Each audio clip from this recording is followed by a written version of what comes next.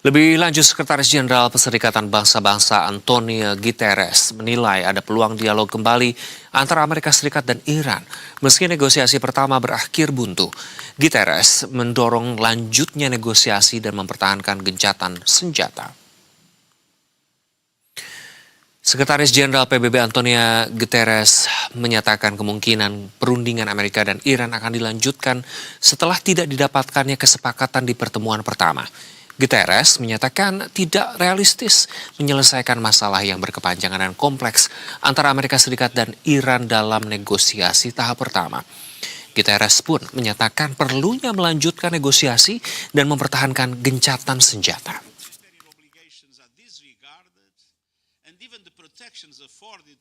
I think it would be unrealistic to expect to such a complex problem, long-lasting problem, could be resolved in the first session of a negotiation. So we need negotiations to go on, and we need a ceasefire to persist as negotiations go on. The indication we have is that it is highly probable that these talks will restart. I had today a meeting with the Deputy Prime Minister of Pakistan, and I want to take profit of this occasion to express my enormous admiration to Pakistan for the very important initiative that Pakistan has been assuming in order. Dan pemirsa, untuk membahas lebih lanjut kita terhubung dengan sejumlah narasumber lewat sambungan virtual. Sudah ada analis militer Universitas Pertahanan Marsma TNI Purnawirawan Bastari, kemudian pakar hubungan internasional dari Universitas Indonesia Bapak Sofwan Al-Bana, dan lalu pakar geopolitik Timur Tengah dari Universitas Padjadjaran Ibu Dina Sulaiman. Selamat pagi Bapak-bapak dan Ibu, terima kasih sudah bergabung di Berita Satu Utama. Baik. Selamat malam. Selamat malam maksud saya. Pak Sofwan, kita ke Pak Sofwan terlebih dahulu. Perundingan terakhir di antara Amerika Serikat dan Iran berakhir tanpa kesepakatan nih Pak Sofwan. Apakah ini menunjukkan kegagalan diplomasi atau justru fase bergening begitu yang normal dalam negosiasi konflik tinggi seperti ini? Ya, kalau kita lihat memang dengan perbedaan posisi awal yang sangat jauh ya, soal pengayaan uranium, soal kontrol atas Selat Hormuz, kita dapat melihat bahwa ini merupakan ya tahap awal ketika masing-masing pihak masih berada pada posisi high call.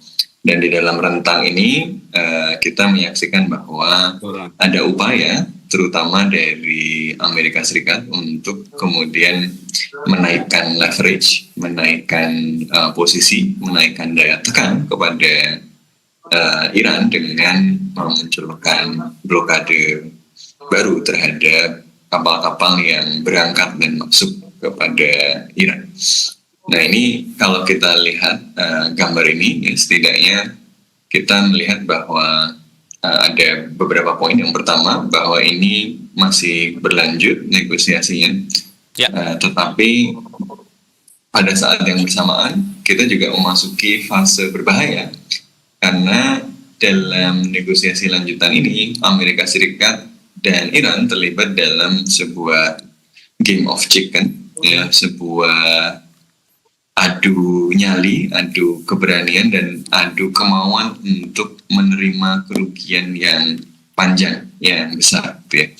Makanya kemudian Amerika Serikat, karena dia belum bisa membuka Selat Hormuz, yang dia lakukan justru ikut memblokir, ya, tapi kemudian memblokirnya ke Iran. Jadi dia tidak bisa menghilangkan luka yang diberikan oleh Iran kepada Amerika Serikat dan ekonomi global, tapi dia kemudian mencoba memberikan luka kepada ekonomi Iran, sehingga kita akan lihat siapa yang akan blink first, siapa yang akan mundur duluan. Ini akan menentukan kelanjutan negosiasi. Baik Pak Sofwan, kita ke Ibu Dina. Ibu Dina, perundingan ini kan di Islamabad berakhir tanpa kesepakatan, ya, seperti yang kita tahu, bahwa juga dari PBB juga menyatakan bahwa di pertemuan atau perundingan pertama tidak mungkin langsung menyepakati sesuatu begitu. Anda melihat ini mencerminkan kegagalan total atau justru bagian dari strategi awal begitu untuk mengunci posisi tawar, Bu Dina?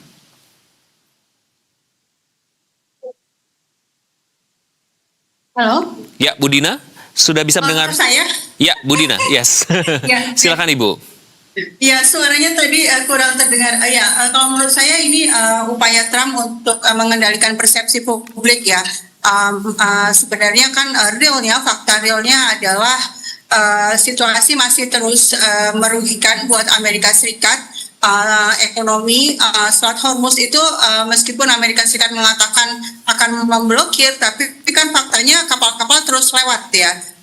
Amerika Serikat memang secara real nggak bisa melakukan apapun untuk menghalangi kapal-kapal itu lewat, karena kan itu kapal dari berbagai negara. Apakah Amerika mau mengambil resiko untuk berperang dengan negara lain, sementara menghadapi Iran saja sudah kerepotan seperti sekarang? Tapi Amerika juga butuh sesuatu yang bisa menutupi kesulitan atau ya bisa dikatakan kekalahan di fase ini ya, sehingga Trump kemudian mengatakan bahwa perang hampir selesai, kemudian juga menjanjikan mungkin akan ada perundingan, tapi itu kan sepihak dari Trump saja ya.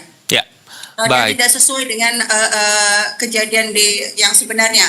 Dan kemudian kalau kita lihat polanya selama ini, memang Amerika Serikat itu sering kayak gitu ya, mengklaim menang, mengklaim perang sudah selesai, kepentingannya sudah tercapai, lalu keluar. Contohnya di perang Vietnam misalnya, kemudian di perang Irak, perang Afghanistan, kan Amerika Serikat keluar tanpa menyatakan kekalahan, tapi mengklaim sudah mencapai apa yang diinginkannya. Baik, Pak Bastari, kalau dari kacamata militer, dari sudut pandang militer, apakah ini kegagalan diplomasi atau Amerika Serikat atau justru ini bagian dari strategi koersif diplomasi begitu menurut Anda, Pak Bastari? Ya, baik, terima kasih. Mudah-mudahan suara saya cukup jelas didengar ya. Sangat jelas, Pak. Jadi kalau saya melihat, ini kan kegagalan diplomasi di Pakistan itu, di meja perundingan itu, saya pikir merupakan suatu by design ya, by design. Karena apa? Itu dua kutub yang tidak bisa ketemu sebetulnya. Dua kutub yang tidak bisa bertemu, keinginan daripada Amerika, kemudian keinginan daripada Iran itu bertolak belakang. Sementara kebutuhan akan reloading persenjataan, arsenalnya, itu dua-duanya itu sudah sangat kritis. Tinggal days to apa nama istilahnya exhaust ya, untuk kehabisan. Dua-duanya. Yang Amerika itu adalah kebutuhan untuk produksinya memang cukup lambat karena kecanggihan senjatanya. Di Iran itu senjata penyerangnya itu masih ada, peluncurnya yang hancur lebur gitu loh. Ya. Sebagian terkubur ya di dalam tanah, sehingga mereka membutuhkan negosiasi, kemudian ditarik ulur seperti ini untuk memberikan nafas, untuk mengakomodasi ya, mengumpulkan senjata-senjata yang tersebar bagi Amerikanya. Sementara Iran, negosiasi ini yang ditarik ulur, kemudian cuma 21 jam, itu kemudian masing-masing balik kanan, itu memerlukan waktu kembali untuk pihak ketiga, apakah itu Pakistan, apakah itu nanti kemudian Turki, itu untuk membangun kembali, mengajak kedua pihak ke meja perundingan lagi. Itu dibutuhkan, artinya apa? Iran membutuhkan waktu itu sebetulnya untuk mempersiapkan lagi persenjataan-persenjataannya, apakah dia akan mengadakan dari sekutunya atau dia akan menggali atau menyiapkan kembali senjata-senjatanya yang terkubur di perut bumi. Nah, Baik. ini kedepannya nanti saya pikir diplomasi seperti ini kalau secara narasi memang koersif, dua-duanya koersif, tidak ada yang lembut dua-duanya. Ya. Tapi di balik hal seperti itu, ya mereka memang membutuhkan buying time untuk pada diri mereka masing-masing untuk mempersiapkan apa kejadian yang akan muncul berikutnya. Baik, Pak Bastari, apakah sebetulnya menurut Anda meja perundingan ini sebenarnya hanya mengikuti dinamika medan tempur begitu? Anda tadi menyebut bahwa ini buying time gitu untuk menyiapkan senjata atau amunisi-amunisi yang terkubur begitu bagi Iran. Anda sepakat bahwa meja perundingan sebenarnya mengikuti dinamika medan tempur? Ya, sebetulnya. Jadi dua-duanya depleted ya, hampir kehabisan. Pertama bagi mereka itu senjata pengendali pelaksana daripada keputusan-keputusan politik itu adalah militernya. Nah, oleh karena itu militer, kekuatan militer kedua belah pihak itu memang harus dijaga, tingkat operasionalnya harus dijaga. Walaupun demikian, dari segi di luar pertahanannya, di luar militer, Amerika sendiri sudah sadar betul bagaimana reputasinya di panggung internasional, di panggung politik internasional, maupun panggung politik di dalam negerinya.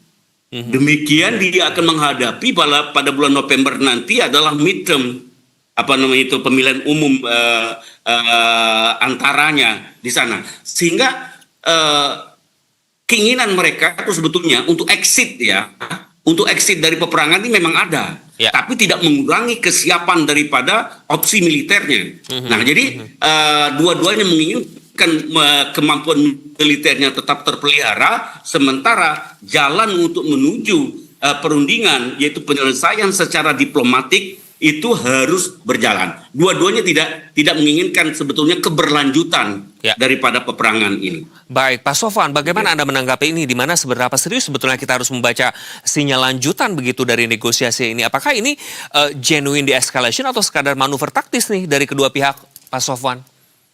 Ya, saya kira keduanya itu bukan sesuatu yang bertentangan gitu ya. Jadi upaya deeskalasinya memang ada.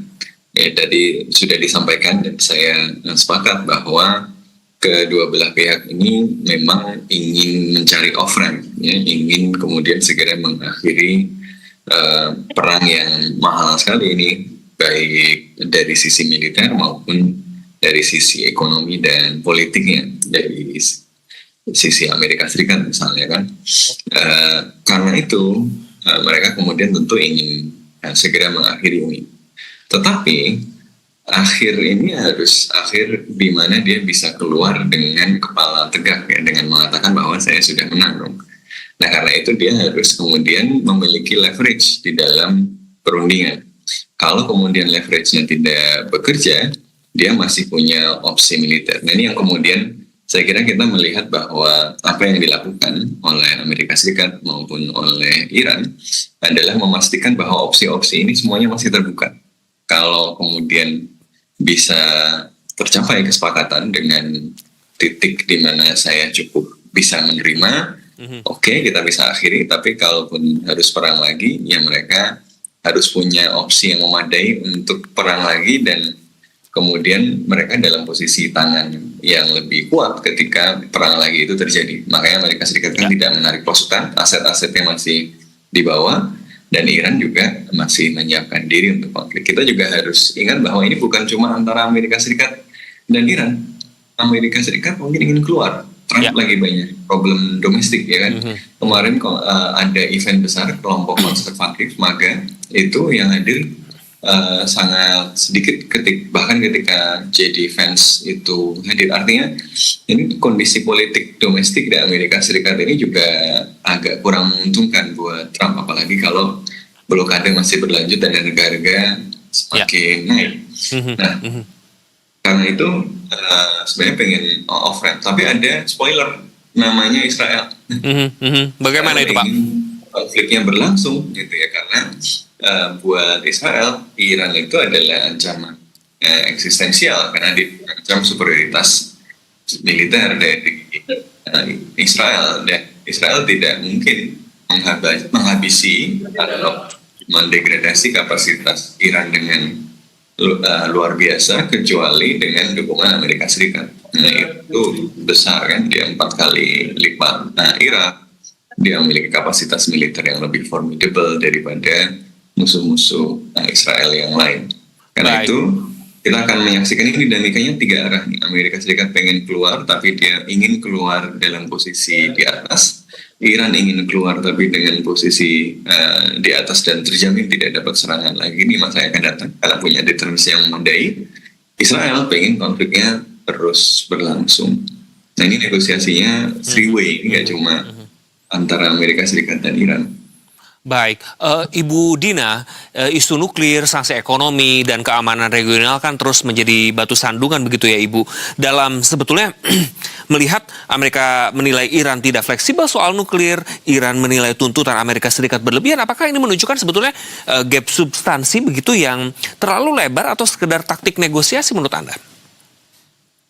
Ya, buat Iran sebenarnya sudah jelas bahwa yang diminta Iran itu adalah sesuatu yang memang haknya dan diakui oleh hukum internasional ya. Misalnya soal nuklir, kan Iran menandatangani NPT dan proyek nuklirnya itu diawasi oleh IAEA dan pengayaan uraniumnya itu dalam batas yang memang dibolehkan oleh NPT. Tapi yang diminta oleh Amerika Serikat adalah sama sekali tidak membuat pengayaan uranium. Tentu saja ini tidak diterima oleh Iran. Kemudian soal rudal misalnya, Iran dilarang untuk membuat rudal, padahal dengan cara apa Iran bisa mempertahankan diri kalau dia tidak punya senjata? Ya. Sehingga ini juga tidak bisa diterima. Artinya yang diminta oleh Amerika ini terlalu eksesif, melampaui batas-batas yang memang bisa diterima oleh pihak lawan yaitu Iran. Di sini yang harus bergeser itu bukan Iran ya, yang harus bergeser adalah Amerika Serikat. Seharusnya Amerika datang ke Pakistan yang beberapa hari yang lalu itu bukan ala preman yang memaksakan sesuatu dan meminta pihak lawannya yaitu Iran untuk mematuhi begitu saja. Itu harapan yang sangat tidak masuk akal. Kalau dua pihak datang ke meja perundingan harusnya membicarakan dengan seksama apa yang diminta masing-masing, lalu ya ibaratnya satu di kiri satu di kanan ya sama-sama mendekat ke tengah. Tapi ini pihak Amerika waktu datang ke Pakistan tuh betul-betul datang seperti bos dan kemudian ini kita maunya yang ini dan kalian harus nurut ya. Tentu saja ini memang tidak mungkin tercapai ya kesepakatan kalau ada pihak yang berkeras seperti ini. Nah kemudian ketika Trump tiba-tiba mengatakan mungkin 2 hari lagi ada perundingan, itu kan dari pihak Trump sendiri ya. Saya ragu Iran sekarang bisa percaya ya pada itikat baiknya Trump ketika kemarin di Pakistan padahal dari Iran itu delegasinya sudah sangat lengkap ya. Minimalnya ada 4 PhD yang datang dengan segala perincian negosiasi yang sudah disiapkan, tapi ternyata dihadapi dengan cara yang tidak profesional dari pihak Amerika Serikat. Baik, Bu Dina dalam kalkulasi geopolitik begitu ya, matematikanya geopolitik nih, siapa sih sebetulnya saat ini yang lebih diuntungkan dengan berlanjutnya negosiasi Amerika Serikat Iran ini menurut Anda? Ya, ada hal yang menarik yang disampaikan oleh pihak Iran. Seandainya Amerika Serikat datang ke perundingan dengan memperjuangkan kepentingannya atau American first ya, America first gitu ya. Yang diperjuangkan adalah kepentingan Amerika Serikat sendiri. Sebenarnya perundingan antara Iran sama Amerika itu dengan cepat bisa selesai. Masalahnya Amerika itu datang dengan membawa kepentingan Israel, sehingga ini nggak bisa dicari jalan tengahnya di sini. Karena yang diperjuangkan Amerika ternyata keinginan-keinginan Israel. Misalnya, kenapa kok Iran harus menghentikan pembuatan rudalnya? Siapa yang terancam? Yang terancam adalah Israel gitu ya. Nah ini yang saya pikir harusnya kalau Amerika Serikat berpikir soal ekonomi dalam negerinya sendiri, berpikir bagaimana nasibnya nanti di pemilu, Trump nanti di pemilu setelah itu dia misalnya ingin menang lagi, Republik ini ingin menang lagi, ya harusnya bisa ya mengambil kesepakatan dengan Iran. Tapi masalahnya ini masih terus sepertinya Trump masih terus tersandra oleh Israel, sehingga kalau ini buntu yang diuntungkan adalah Israel. Tapi kalau perjanjian ini goal deal, ada kesepakatan yang diambil antara Amerika Serikat dan Iran, tentu dua pihak ini yang mengambil keuntungannya. Baik, dua pihak ini jika memang disetujui begitu ya Pak Bastari, dalam doktrin militer modern, menurut Anda apakah pendekatan escalate to de-escalate ini seperti ini efektifkah atau justru beresiko antinya ujungnya akan lepas kendali begitu Pak Bastari menurut Anda? Ya, kalau saya melihat begini, kepentingan masing-masing ya, bahwa kepentingan katakanlah dua ini ya, Israel sama Amerika, ini slightly different. Kepentingan Israel itu hegemoni Timur Tengah.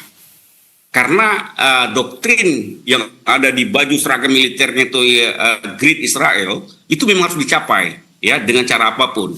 Dan itu batu sandungan itu adalah Iran. Jadi dia punya kepentingan untuk menguasai wilayah Timur Tengah. Itu Israel. Ya. Maaf. Tapi bagi Amerika sebagai hegemoni dunia, Timur Tengah pun akan memberikan keuntungan ekonomi ya kepada Amerika. Oleh karena itu, dia tidak akan membiarkan Israel itu untuk mengalami kekalahan atau ketumpulan daripada senjata militernya ataupun hegemoni regionalnya di situ ya, karena itu memberikan dampak yang terhadap langkah Amerika di Timur Tengah. Jadi itu kepentingan Amerika sebetulnya. Hanya saja ketika ini dilaksanakan, yang tidak diperhitungkan oleh Amerika itu adalah bagaimana sikap negara Eropa Barat atau NATO. Ini yang tidak masuk di dalam perhitungannya. Sehingga dampak unintended resultnya dari langkah-langkah yang ditempuh oleh Amerika itu adalah perpecahan internal NATO. Diperkuat dengan American First itu tadi. Ya. Sehingga ini bentuk daripada perang ini memang mereka menginginkan kalau kepada komunikasinya kepada dunia internasional tahu bahwa berapa besar kerugian Amerika, berapa besar kerugian Israel, dan berapa besar kerugian Iran, udah tahu semua. Tapi narasi-narasi koersif seperti itu memang diperlukan oleh tiga negara ini. Kenapa? Untuk memberikan semangat dan minimal dukungan moral kepada perjuangan domestik masing-masing. Kita tahu militansinya Israel, bangsa Israel juga untuk berdirinya negara Israel itu luar biasa. Iran pun juga demikian, dengan cerita panjang kebesaran Persianya, dan Amerika demikian kuat persenjataannya yang membuat American Pride yang demikian tinggi. Jadi narasi-narasi yang dibangun itu sebetulnya untuk menguatkan internal. Ya, kalau untuk eksternalnya, dunia internasional sudah bisa menghitung bahwa peperangan ini tidak menguntungkan semua pihak. Nah, jadi ke depan itu sebetulnya pelaksanaan daripada peperangan ini memang dua belah pihak akan saling mendekati, namun definisi kemenangan masing-masing itu diserahkan kepada pemikiran daripada masing-masing pihak. Baik, Pak Sofwan, bagaimana Anda melihat ini, di mana tentu dengan posisi strategis Selat Hormuz, gangguan terhadap jalur energi global dunia, ini kan sebetulnya yang khawatir bukan hanya kedua negara yang sedang bernegosiasi begitu ya, seluruh dunia khawatir begitu. Apakah negosiasi ini lebih didorong lagi-lagi stabilitas keamanan globalnya atau daripada rekonsiliasi bilateral semata menurut Anda, Pak Sofwan? Ya, jadi betul dampaknya global sangat luas, tidak hanya karena Hormuz itu merupakan jalur yang dilewati 20% minyak dunia dan 20% LNG, tapi juga berbagai komoditas penting lain ya. Sekarang kalau kita ke pasar, harga plastik juga sudah naik ya, 2 kali lipat karena bahannya nafta itu juga lewat Hormuz.